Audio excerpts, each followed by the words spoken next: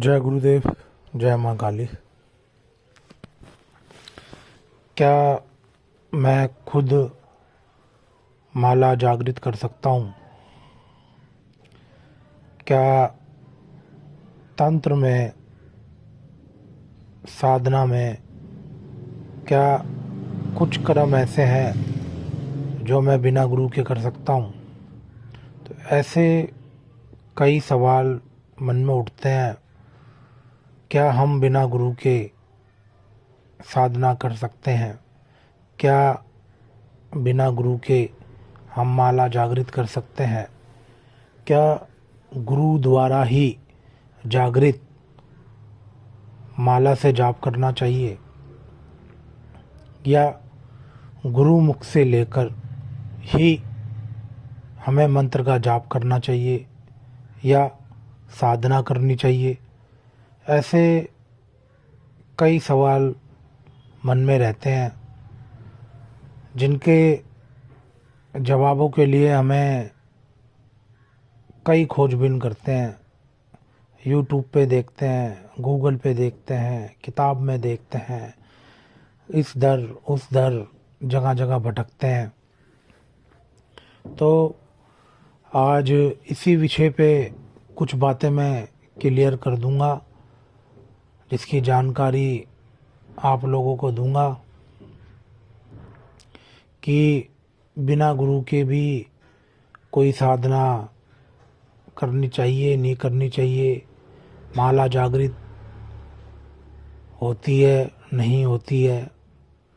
तो इसमें सबसे पहले तो आप ये जान लें कि बिना गुरु के कुछ हद तक आप कार्य कर सकते हो, लेकिन कुछ हद तक।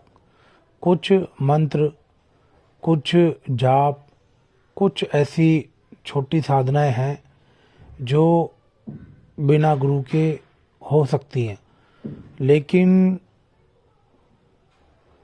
फिर भी छोटी से छोटी साधना भी अगर आप करते हो तो किसी के बताने पे ही करोगे,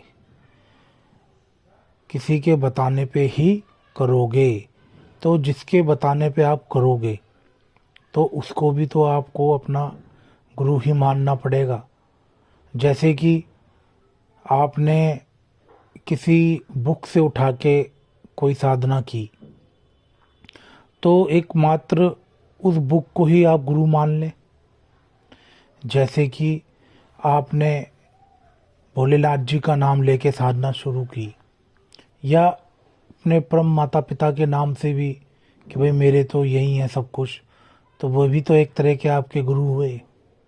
भोलेनाथ जी भी तो गुरु हुए। तो कहीं से भी आप ज्ञान अर्जित करते हैं तो एक तरह से जाने अनजाने में तो गुरु वो बन जाता है, लेकिन आपको नहीं पता लगता। अगर मैंने बोला ना कि किसी बुक से उठा के भी अगर आप साधना करते हैं या कोई मंत्र लेते हैं, तो जाने अनजाने में आप तो ये सोच रहे हैं कि मैंने तो बुक से लिया है, लेकिन ज्ञान तो आपको बुक से ही मिला ना। उस बुक को भी तो किसी ने लिखा है, उस किताब को भी किसी ने लिखा है। तो जाने अनजाने में वो बुक ही आपकी गुरु हो गई, या जिसने उस बुक को लिखा है वह आपका गुरु हो गया। लेकिन आपके मन में ये रहता है कि मेरे को तो बताने वाला कोई नहीं है, तो मेरा गुरु कौन है? मैंने तो उस किताब में से लिया है सब कुछ, या मेरे सपने में ये मंत्र आए हैं, तो वहाँ भी तो सपने में भी तो आपको किसी ने बताया है। तो जाने अनजाने में वो भी आपका गुरु बना। तो कहीं ना कहीं किसी ना किसी रूप में गुरु तो धारण होता ही है। एक आप सोच समझ के अच्छे से भली भांति जान के गुरु धारण कर रहे हैं, एक जाने अनजाने में गुरु धारण हो रहा है जो आपको पता भी नहीं है। तो माला जो जागृत करने की जो बात है, जो क्रम है, या तो गुरु खुद आपको माला जागृत करके दें, गुरु को आप अपनी माला दें। वह स्वयं ही आपको अपने मंत्रों से उस माला को अभिमंत्रित करके आपको दें, तो वह जागृत हो जाती है। और गुरु के, अगर आप गुरु को माला वैसे भी दें और गुरु चाहे तो वह गुरु मात्र छूने से भी माला जागृत हो जाती है। अगर गुरु आपका सक्षम है तो, गुरु अच्छा है, सक्षम है, तो माला जागृत, गुरु मात्र छूने से भी माला जागृत हो जाती है। लेकिन मैं आपको एक सबसे सरल विधि एक बताता हूँ, जिसमें अगर कभी गुरु आपके पास नहीं है या गुरु जी के पास आपके टाइम नहीं है, आपकी बात नहीं हो पा रही है, तो ऐसे सिचुएशन में आप माला क्या करें कि गंगा जल ले लें और गंगा जल के अंदर माला को आप 24 घंटे के लिए डाल दें। साधना करने से पहले 24 घंटे पहले गंगा जल में माला को डाल दें, तो माला उस गंगा जल से शुद्ध हो जाएगी, उसका शुद्धिकरण हो जाएगा और जाप करने लायक हो जाएगी। 1 तारीख को शिवरात्रि है, भोलेनाथ जी का दिन है। तो इस दिन आप लोग क्या कर्म करें कि प्रातःकाल जल्दी उठें और नहाएं धोएं, बढ़िया से अच्छे कपड़े पहने, साफ़ सुथरे। ये नहीं कि नहा करके आपने वही जो कल कपड़े पहने हैं, रात में जो पहने हैं, वापस वही कपड़े पहन ले। साफ़ सुथरे कपड़े धुले हुए भी नहाने के बाद पहने, कपड़े भी शुद्ध होने चाहिए।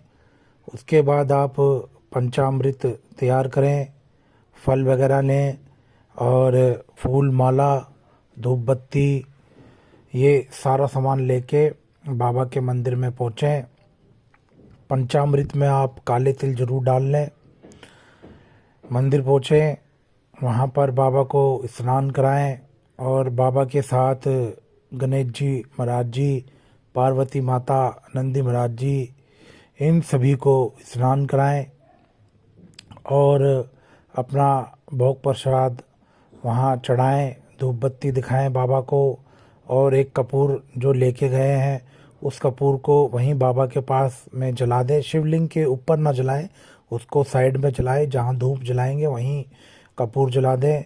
और अगर वहाँ बैठने की जगह है तो बैठ के आराम से थोड़ी देर ओम नमः शिवाय का जाप करें। तो आज के लिए बस इतना ही। जय गुरुदेव, जय माँ काली। आदेश आदेश आदेश।